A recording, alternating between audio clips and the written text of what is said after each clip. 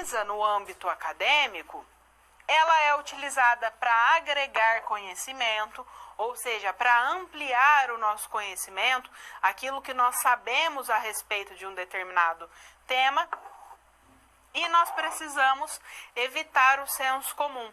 Por isso é que nós usamos as fontes bibliográficas disponíveis. Então, eu busco artigos científicos publicados, eu busco livros ou até mesmo vídeos que sejam referência a respeito daquele assunto, para que seja possível eu responder ao meu problema de pesquisa. Então, inicialmente, a Clara ela precisa saber o que ela quer pesquisar para que ela possa, posteriormente, pensar em como elaborar a resenha solicitada pelo professor.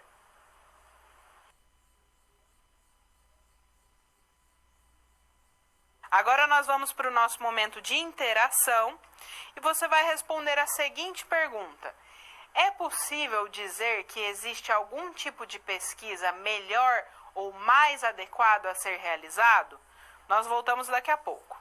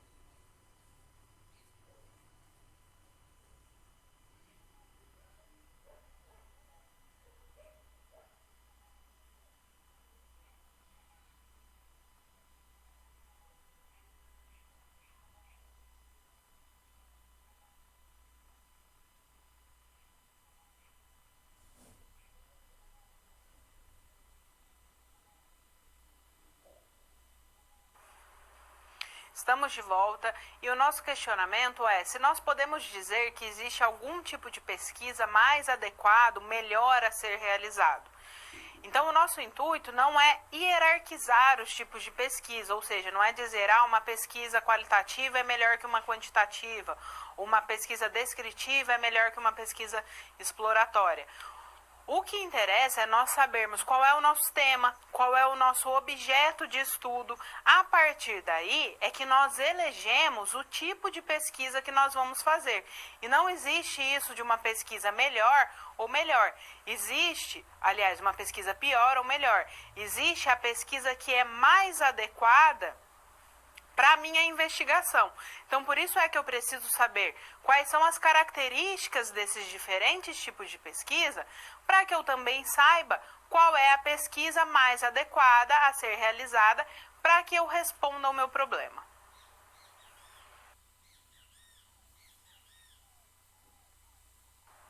Leitura acadêmica e registro de informações. Quando nós realizamos uma leitura, essa leitura ela não pode ser feita de uma maneira sem que prestemos atenção aos detalhes ou sem que a gente busque, de fato, desvendar e perceber o que é que está sendo falado ali. Então, a leitura acadêmica, ela deve ser uma leitura ativa, crítica, reflexiva, para que ela ajude a gente a formar o nosso ponto de vista e ampliar a nossa visão de mundo a respeito daquele tema estudado. Então, lá no quadro, nós temos aqui uma citação de Chaves, que ele cita algumas vantagens da leitura. Então, ela diz que ela enriquece o nosso vocabulário. Quando nós lemos, nós muitas vezes aprendemos novas palavras, novos significados. Ela clareia as nossas ideias, porque nós passamos a compreender, a entender melhor também diversos assuntos.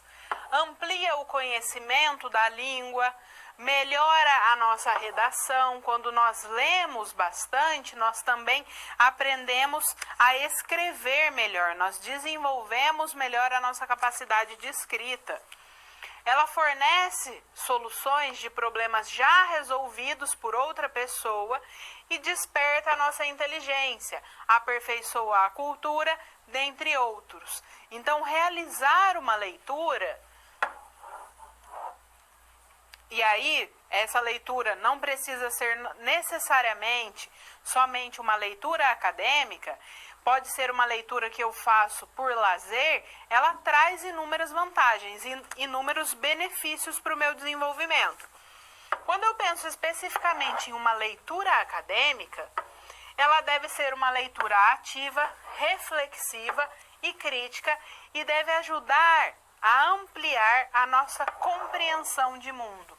Ou seja, como é que nós compreendemos e interpretamos os fenômenos que nos cercam. E essa leitura acadêmica, ela tem duas fases. Então, ela pode ser uma leitura informativa. O que é uma leitura informativa? É o momento que você busca quais materiais devem ser separados para ler. Então, se aquele livro ou aquele artigo vai te ajudar no desenvolvimento do seu trabalho. Nessa primeira fase, você faz uma leitura superficial. Então, é uma fase de leitura de reconhecimento, que também é chamada pré-leitura. Posteriormente, você faz uma leitura interpretativa. E essa é uma fase da leitura em que você decide se o texto estudado tem condições de ser aproveitado ou não para ajudar no desenvolvimento da sua pesquisa.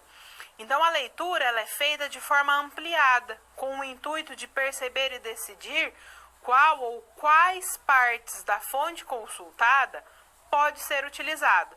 E depois dessa etapa, você passa a ter um conjunto de materiais que você pode utilizar no seu estudo. Posteriormente, você tem ainda uma terceira etapa de leitura, em que a leitura será mais crítica e reflexiva para saber o que de fato vai ser utilizado na sua pesquisa. Então, é uma leitura mais minuciosa. Então, quando nós pensamos nessa leitura, ela não é, portanto, uma atividade passiva. Ela é uma atividade complexa, que inclusive pode ser constituída por elementos, e quanto melhor dominados, maior proveito o leitor obterá. Então, eu não vou fazer uma leitura simplesmente em que informações serão depositadas em mim, que eu vou ler aquilo de modo passivo, simplesmente a ler aquilo e até mesmo reproduzir. Eu vou fazer uma leitura crítica, reflexiva, eu vou pensar e refletir a respeito daquilo que eu estou lendo, daquelas informações que eu estou tendo acesso. Na sociedade atual, nós percebemos a simplificação nas maneiras de veicular informações. Então, os conteúdos, eles são cada vez mais objetivos e nem sempre eles requerem grandes esforços para serem compreendidos. Existe uma rapidez na divulgação dessas informações. Então, muitas vezes, nós recebemos uma grande quantidade de informações, nós recebemos informações em massa. E essas informações que nós recebemos em massa, elas têm algumas características. Então, normalmente são mensagens curtas, que trazem as informações ali bem objetivas, e normalmente são mensagens com tom alarmante. Então, é aquilo que nós recebemos via nossas mídias sociais, mensagens muito veiculadas via WhatsApp principalmente. E aí nós precisamos tomar cuidado com essas informações que chegam dessa maneira acelerada. Normalmente elas não trazem informações precisas e não trazem de fato uma perspectiva crítica a respeito daquela informação. Então, como nós recebemos essas informações curtas, essas mensagens curtas de fácil leitura, muitas vezes nós reproduzimos essas informações sem pensar, sem refletir, sem questionar aquilo. Então, a leitura acadêmica, ela vai na contramão dessas informações simplificadas, dessas informações que são transmitidas de uma maneira acelerada. A leitura acadêmica, ela precisa ser feita de uma maneira crítica, reflexiva e de uma maneira ativa, em que eu vou atrás de outras informações para de fato desvendar aquilo que chegou até mim. Voltando ao quadro, para a elaboração de pesquisas acadêmicas, nós devemos então ler de uma maneira ativa, reflexiva e crítica. É necessário ter domínio do conteúdo.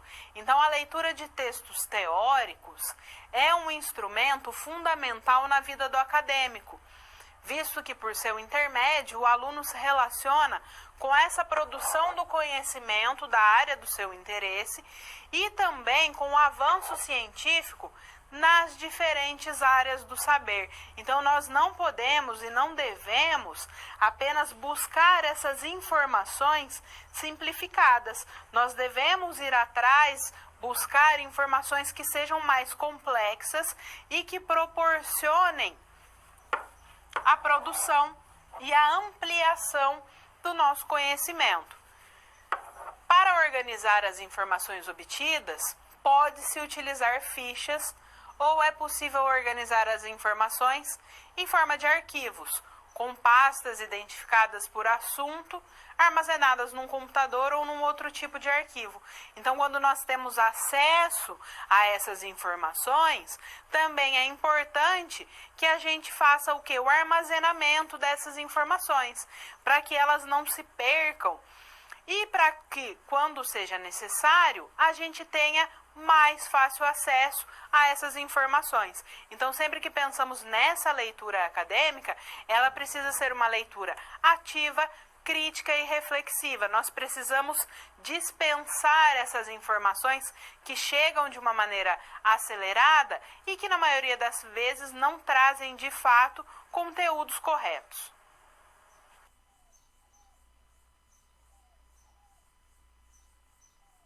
Tipos de fichamento. Quando nós pensamos na realização dos trabalhos acadêmicos, o fichamento, ele é um trabalho acadêmico muito utilizado. Então, ele nos auxilia no armazenamento das informações, na coleta das informações. Nós realizamos as nossas leituras para o desenvolvimento de uma determinada pesquisa, Mas muitas vezes, como nós realizamos diversas leituras, então buscamos muitos artigos, muitos livros, muitas revistas que possam nos auxiliar, a gente acaba muitas vezes se perdendo ali no meio de tantas informações que nós buscamos. Então o fichamento ele nos auxilia nesse armazenamento dessas pesquisas. Então lá no quadro, quando nós falamos num fichamento, após as etapas de leitura e de seleção dos textos, é necessário que eles sejam organizados, a fim de que no momento da escrita do texto seja mais fácil encontrar aquelas informações que são necessárias. Então, o fichamento, ele é a organização e compilação de informações sobre uma determinada obra. Então, se eu li um livro, ou se eu li um artigo científico, eu vou organizar e deixar de uma maneira mais sintética as informações. O fichamento ele permite a ordenação do material fundamental ao desenvolvimento do trabalho e ele facilita a seleção do que será utilizado. Por que a seleção? Porque muitas vezes a gente busca muitas coisas para conhecer a respeito do nosso tema e nós não utilizamos tudo aquilo. Então é necessário que a gente faça uma seleção do que é que de fato vamos utilizar no desenvolvimento da nossa pesquisa. E para a elaboração de um fichamento, ele deve apresentar algumas características que são obrigatórias. Então, ele tem que ter o nome do autor daquele texto que eu li. Ele tem que ter também o nome da obra. Ele tem que ter a edição da publicação. No caso de um livro, né, ele tem que trazer a edição. Se estivermos falando de um artigo científico, então ele tem que ter o volume e o número daquele artigo. Tem que ter a editora, então quem é que publicou, e também tem que ter o ano da publicação. Então essas são informações obrigatórias. E existem diferentes tipos de fichas que podem ser feitas. As fichas bibliográficas, que pode ser de uma obra inteira ou de parte dela. Existem as fichas de citações, as fichas de resumos, as fichas de comentários e também as analíticas. Então, a organização das informações é fundamental para o bom entendimento de um texto. A ficha, com a sua organização clara e lógica, é de fácil acesso, elas contribuem para esse processo de construção do conhecimento.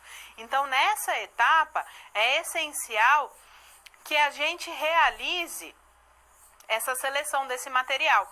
É claro que muitas vezes nós não fazemos mais essas fichas à mão, mas nós podemos separar o material em pastas no nosso computador. Então, se eu estou fazendo leitura sobre motivação, eu separo ali os autores que falam sobre motivação para aprender.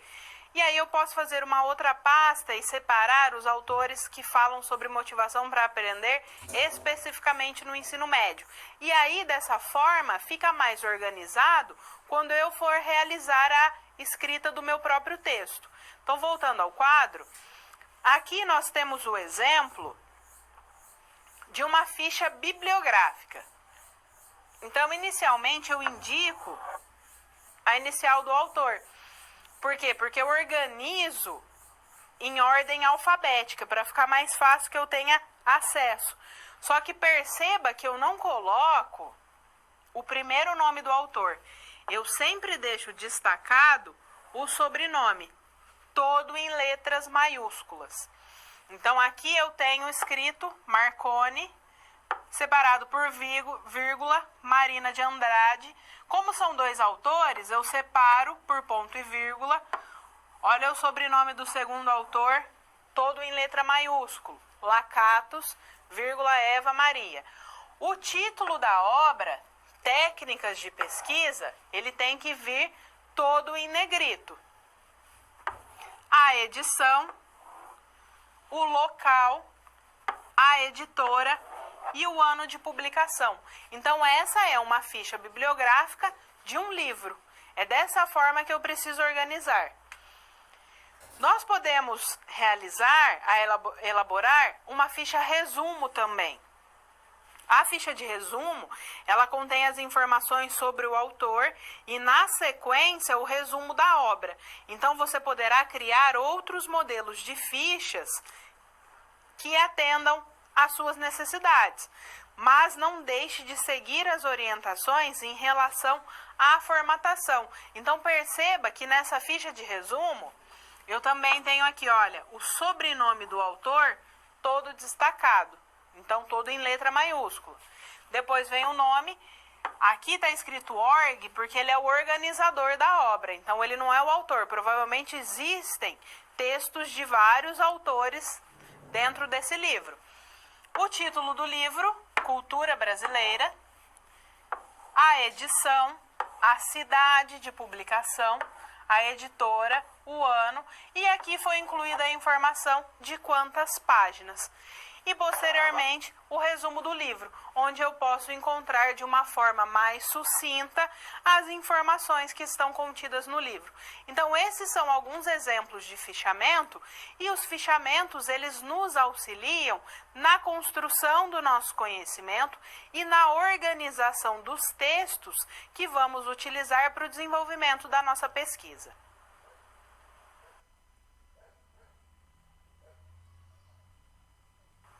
Resumo e resenha. O resumo e a resenha são trabalhos acadêmicos muito utilizados que também nos auxiliam na construção do nosso conhecimento. Muitas vezes nós podemos confundir as características de um resumo e de uma resenha, ou até mesmo achar que eles são a mesma coisa. Nós vamos perceber que não, que o resumo e a resenha, eles têm características bem distintas entre si. Então, lá no quadro, nós começamos com o resumo. O resumo, normalmente, é algo que nós temos mais contato, que nós realizamos mais. E a norma que diz como um resumo deve ser realizado é a norma da ABNT 6028 do ano de 2003. Então, se você buscar essa norma, ela vai te trazer as características que devem estar contidas para a elaboração de um resumo. Então, o resumo, ele é o quê? É a apresentação sintética e seletiva de um texto, no qual devem ser preservadas as ideias do autor. Então, eu vou ler aquele texto, eu vou colocar de uma forma sucinta o que o autor do texto fala a respeito daquele assunto. Eu não expresso o meu ponto de vista em um resumo. Então, eu não devo interferir nas ideias do autor, nem apresentar um juízo de valor. Então, eu não apresento nenhum tipo de julgamento a respeito daquele texto. Eu me atenho ao que o autor está falando. Para resumir um texto, deve-se fazer a leitura geral do texto para conhecer a sua finalidade. Então, se eu vou fazer o resumo de um artigo, por exemplo, eu não posso simplesmente ler a introdução do artigo, ler a conclusão e achar que eu dou conta de fazer um resumo. Eu preciso ler todo aquele artigo, perceber de fato quais são os pontos levantados, defendidos, apresentados pelo autor, para que então eu possa de fato resumir de uma maneira que seja coerente e consistente aquele determinado texto. Mesmo que eu não concorde com aquilo que aquele autor está falando, para a realização de um resumo, eu devo me ater às ideias do autor. Então, eu não apresento meu ponto de vista, eu não falo a maneira como eu interpreto aquele determinado assunto. Voltando ao quadro, para a realização de um resumo, para que ele seja um resumo coerente, consistente, que de fato traga informações, eu preciso buscar responder quem é o autor desse texto. Então, quem é que escreveu? De qual perspectiva ele parte?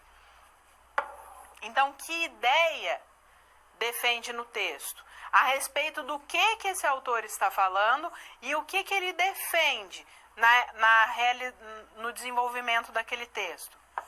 Do que trata cada parte do texto. Então, se nós pensarmos em um artigo, ele não é composto apenas da introdução e da conclusão. Existe o desenvolvimento que podem estar contidos diversos subtópicos ali também. E qual é a opinião do autor do texto a respeito daquilo? Então, é claro que eu tenho que buscar responder essas perguntas em um texto corrido. Eu não vou responder isso em forma de tópicos. Então, eu não vou dizer lá, o autor do texto é tal, ele defende tal coisa, o texto trata de tal coisa. Eu preciso realizar uma escrita que seja coerente, que seja conexa. Então, eu preciso fazer um texto dissertativo a respeito daquilo, apresentando aqueles elementos de uma forma que o meu leitor ele tenha acesso ao meu resumo e ele compreenda aquilo que de fato está falando no texto. Então, no resumo, eu não expresso as minhas ideias. E na resenha? A resenha, ela também é chamada de resumo crítico. Por quê? Porque eu apresento as ideias do autor, mas eu também posso apresentar as minhas próprias ideias. Então, ao final do texto, eu apresento a minha perspectiva crítica e reflexiva a respeito daquele texto. Então, lá no quadro, a resenha, ela é o resumo da obra com um comentário crítico sobre a forma e o conteúdo abordados pelo autor. E a resenha, ela deve ter as seguintes características. Então, ela deve ser um texto claro. Eu devo usar palavras que facilitem a leitura e o acesso do meu leitor a respeito daquele tema. Eu devo ser objetivo. Então, eu não preciso ficar enrolando, digamos assim, na escrita da minha resenha. A resenha ela é um texto pequeno também. Eu não vou escrever várias e várias páginas a respeito daquilo. Apenas o necessário. Então, eu preciso ser objetivo. A resenha ela precisa ser um texto conciso. Então, o que isso quer dizer? Ele tem que ser breve, ele tem que ser resumido. Ela deve ser também um texto coeso, que é um texto que é claro, que é compreensível. E também deve ser um texto coerente. O que isso quer dizer? Que é um texto com sentido completo. Então, eu não posso fazer um texto recortando várias partes, senão ele não vai ser um texto coerente. Então, quando nós pensamos na elaboração de uma resenha, a sua estrutura deve seguir aqui esses seguintes itens que você pode visualizar. Então, eu preciso apresentar o título. Então, se eu estou fazendo a resenha de um livro, qual que é o título do livro? Se é de um artigo, qual que é o título do artigo? As credenciais do autor. Então, quem é aquele autor? O que aquele autor pesquisa? Quais são as outras possíveis produções a respeito daquele tema? Eu faço um resumo da obra. Então, no resumo, eu me atenho às ideias do autor. O que é que o autor conclui com aquela obra? Qual é a metodologia utilizada pelo autor? Quais são as referências utilizadas pelo autor? Depois que eu apresento todas essas características, eu faço um comentário crítico. Então, qual é a minha interpretação, a minha perspectiva a respeito daquela obra? E aí, normalmente, uma resenha, quando a gente faz uma resenha, a gente pode fazer ou não a indicação a respeito daquela obra. Então, aquela obra trata de uma forma efetiva, de uma forma clara, objetiva, aquele assunto, vale a pena ser lida ou não vale a pena ser lida. Então, essas são as características e as diferenças entre uma resenha e entre um resumo.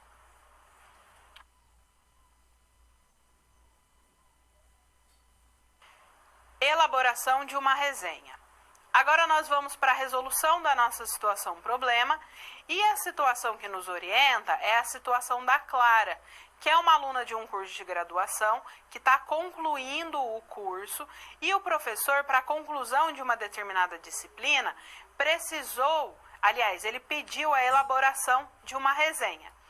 A Clara, ela não sabia o que era uma resenha, como que ela devia fazer uma resenha, então, primeiramente, ela precisou fazer uma pesquisa, ela precisou ampliar o seu conhecimento a respeito do que é uma resenha e também a respeito do tema. Então, vamos lá no quadro. A situação problema nos diz que a Clara, que precisa entregar uma resenha para atender a solicitação de um professor do seu curso de ensino superior.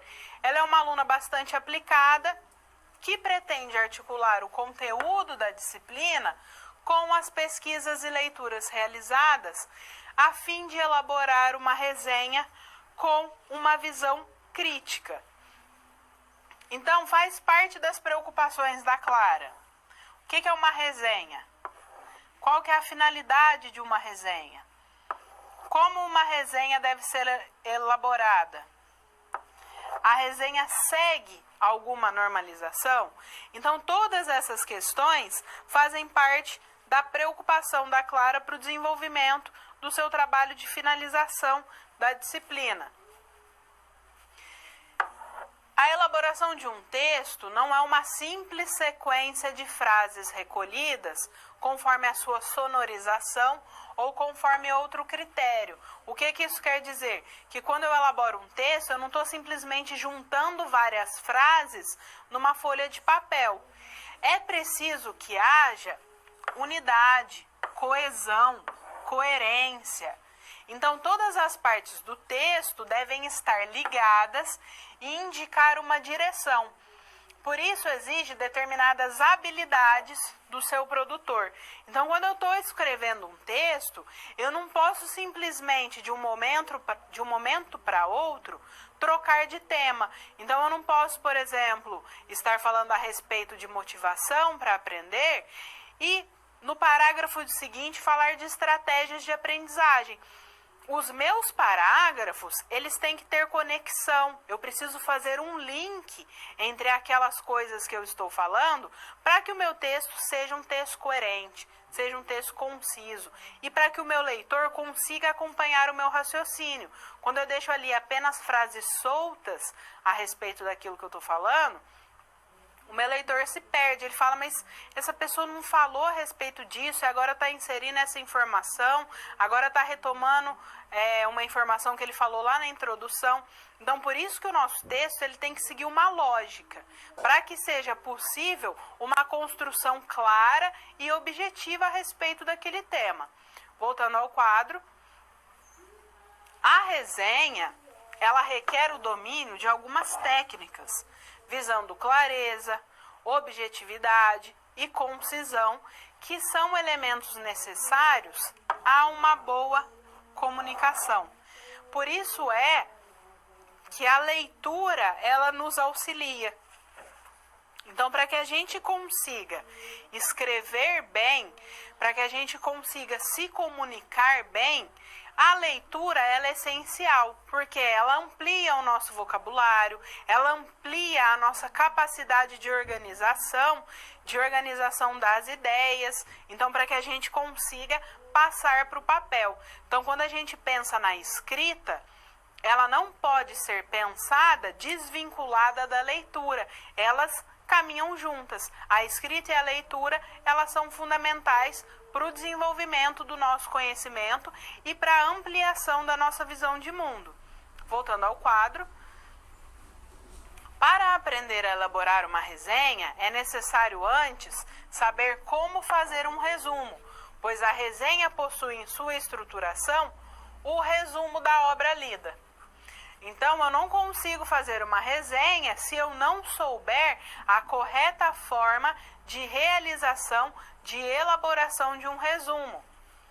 A norma da ABNT, a NBR 6028 de 2003, estabelece que o resumo é a apresentação concisa das partes de um documento. A resenha é um tipo de resumo crítico. Então, ela permite comentários e opiniões, coisa que o resumo não permite. E a resenha inclui julgamentos de valor, comparações com outras obras da mesma área e avaliação da relevância da obra com relação a outras do mesmo gênero. Então, quando eu elaboro um resumo, eu não apresento a minha opinião e eu não apresento juízo de valor a respeito daquilo. E eu também não trago outra